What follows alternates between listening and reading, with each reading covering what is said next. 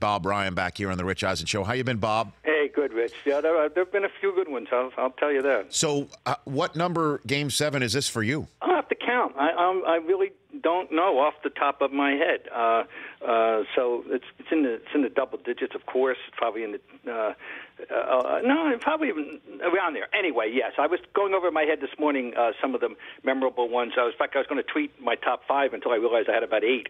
Well, I mean, which is your first? Do you remember the first Game 7? Yeah, my first was, as a writer, was the 1973 finals with the Knicks, when the Celtics came from 3-1. They won Game 6 on the road. They lost a controversial Game 4 in Madison Square Garden when Havlicek had been hurt in Game 3, and they had a 16-point lead going into the fourth quarter, wound up losing in double overtime with some controversial officiating, and then they came back and won Game 5 and 6 and forced a 7, and everyone was feeling, oh, great, oh, boy, they're going to do it, and the Knicks came in and led by Walt Frazier and Dean Meminger. Dean the Dream had himself an afternoon, and they beat the Celtics by 16, 94-78.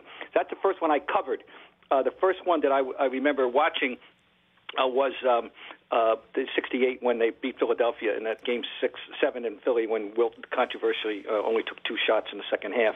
And then, of course, in 69 was the balloon game in the Forum when Russell's last game when they beat the Lakers and so forth. So, but then from that point on, I saw them all in the 70s and 80s and 90s, and I did miss a couple in this last decade. So what about this current Celtics team? What does this current Celtics team bring to the floor that has captured the city, Bob?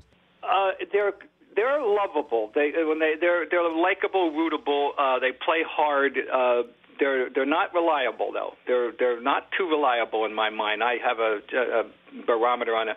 And I didn't expect a lot in the playoffs. I thought they should win the first round, and then I thought it was house money time. And I do think that Boston, Toronto, and Washington are almost co-equal teams, that if they were to engage in a round robin, those three, that at the end of a month of barnstorming America, it would be even, the three of them.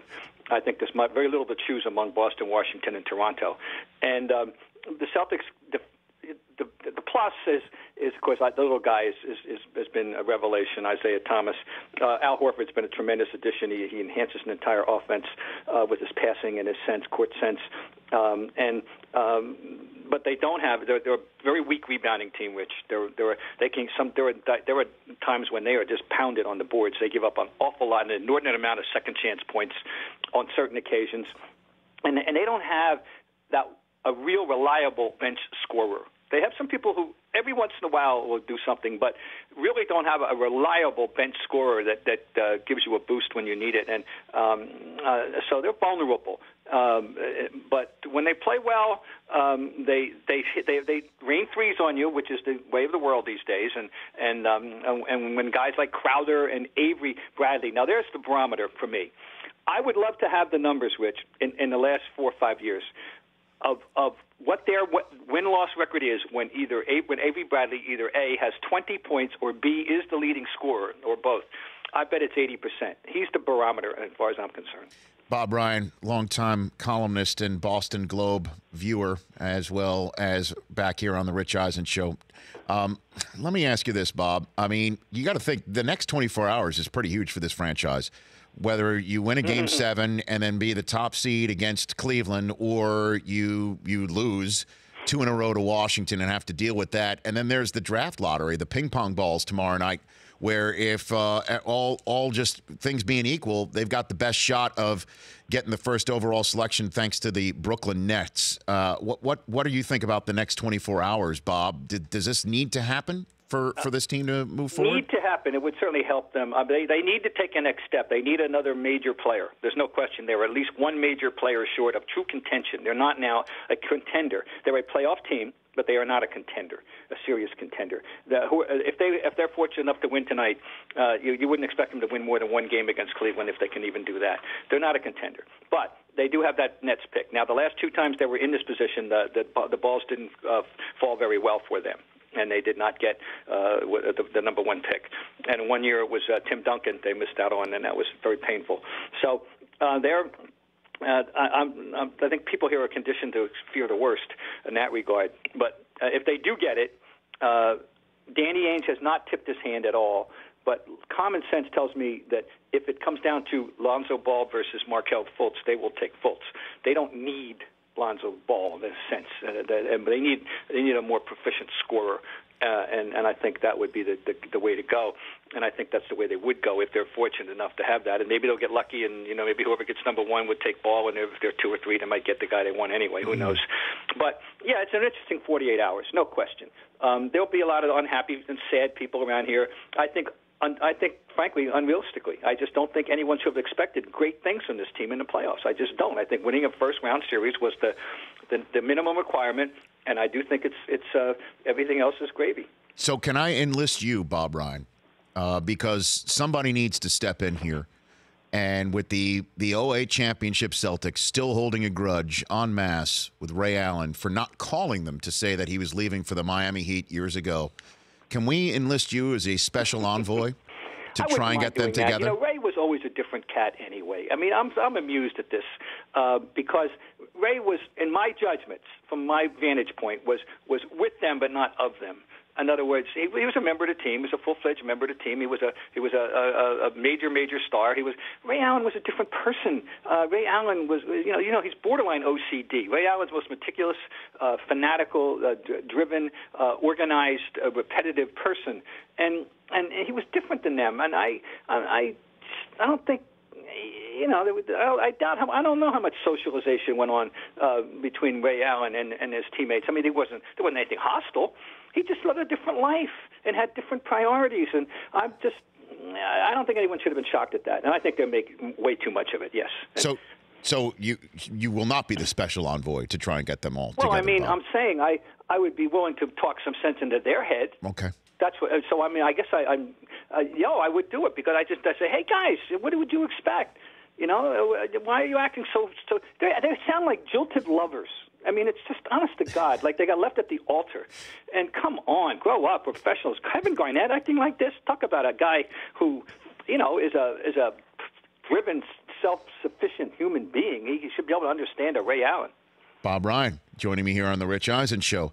So I couldn't help but notice yesterday was the first non-sports reporter Sunday since forever and a day. I know, obviously, Bob Lee and Jeremy Schaap picking up a mantle. We all know how, obviously, Jeremy has the DNA, and we all know what Bob stands for at the Worldwide Leader. What's your favorite sports reporter's moment, Bob? Do you have one? You could pick one out? Not a moment necessarily. It was just the experience of 12 years of sitting next to Dick Schaap and getting to know him and the off-the-air phone calls about things and just an unusually fascinating man. I mean, a man who, as he loved to point out, the only person then or now or ever who voted simultaneously for the Heisman and the Tony.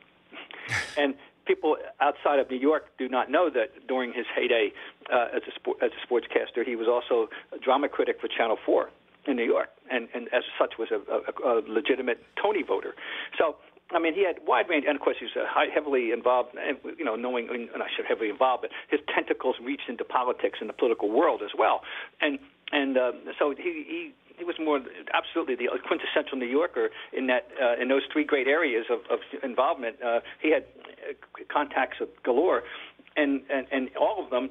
And when he had wrote his autobiography called "Flashing Before My Eyes," the cover was a photo of him standing in between Muhammad Ali and Billy Crystal, with each feigning a little fist up to his face, the gag photo, which just kind of set the tone for telling you, you're going to be hearing about a lot of kind of different people in this book. So that was my great takeaway. And John Saunders, a wonderful, wonderful man. I got to love going him too. So between having those two great hosts, that was a privilege to know them.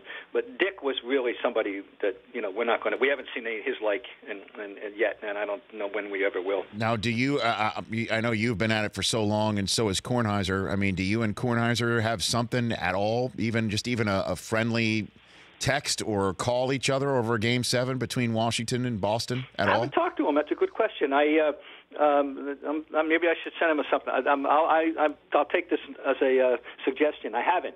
Okay. I don't know how Tony he doesn't. Yeah, he's not have the level of fandom I know. that I have. Let me just, I think that's sufficient to say. Tony he'll sleep well if the Wizards go down. I have a little more emotional attachment to the Celtics than he has to have any sport team, I think, in I'm sure. his adulthood. And Would you agree? Yeah, I know, and that's why I kind of was hesitant to even ask the question, because I know Tony he'll be into it, he'll watch it, but he'll sleep very well, and he might go to bed. If it goes overtime, it might be past his bedtime. Where do you think Havlicek is watching at Mar-a-Lago tonight, Bob? What do you think? 'Cause, I hope he isn't watching it there, but I'm sure he's watching. And John's very loyal, and the Celtics have a good bond and a good fraternity. I'm sure they're all out there be watching. Now, I don't know if you saw that, because when that all went down, I guess with the Japanese Prime Minister in Mar-a-Lago, and Trump was having that impromptu meeting. The stories I read that Havlicek was in the room. Well, that's interesting. Well, I read didn't know that. And, yes, see, I'm informing you. Well, that's good. I haven't had talked to John in about a year and a half, so I didn't know that. Yeah. So, I'll reserve comment on that. Bob, you enjoy tonight, okay? Thanks, Rich. Thanks for calling, and there's Bob Ryan. The Rich Eisen Show, weekdays at noon Eastern on radio stations across the country and audience. If you liked some of that, get some more of that on the Rich Eisen Show app. Follow all the information you see right here on the Rich Eisen Show.